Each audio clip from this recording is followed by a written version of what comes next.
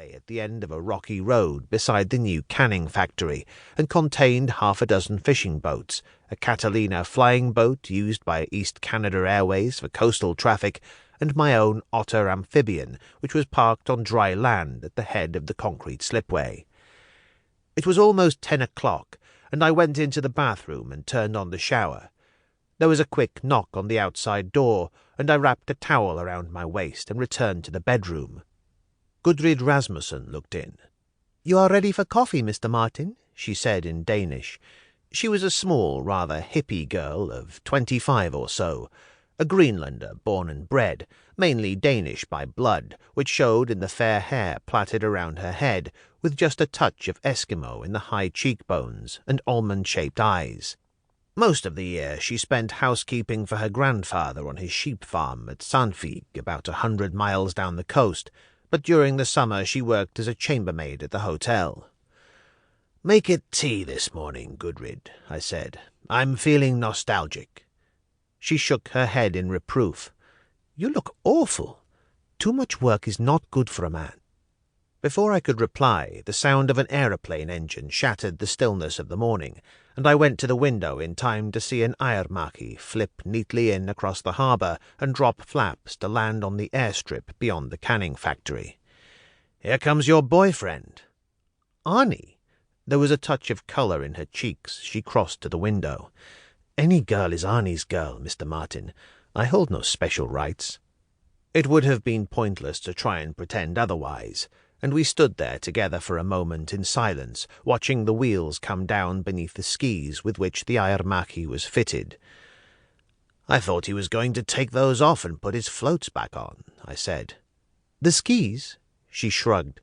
"He's got an extension of his service contract with the American mining company at Malamusk on the edge of the ice cap. Up there the only place to land is the snowfield." His landing was good, not excellent, but then we all have our off days. The Aermacchi rolled along the airstrip and disappeared from view behind the canning factory. Gudrid smiled brightly. "I'll bring your tea while you have a shower, then I'll order breakfast for you.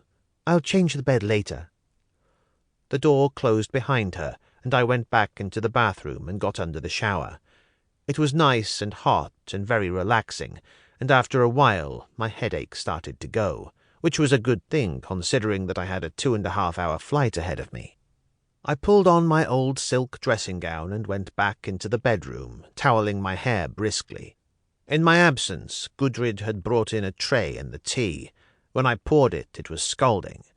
I finished the first cup and was pouring another when the door burst open, and Arnie Fassberg blew in. He was about my height, which was a little under 6 feet, but the resemblance stopped there. My hair was dark, his so fair as to be almost white, his face open, mine closed and saturnine. As yet he had not been used by life, or at least had been used kindly, and his forehead was as unlined as any child's.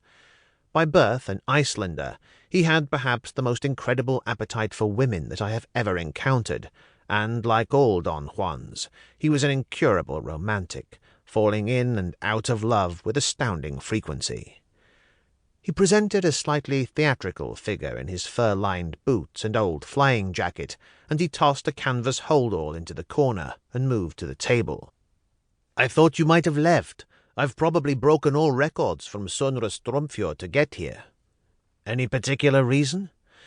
He helped himself to tea using my cup.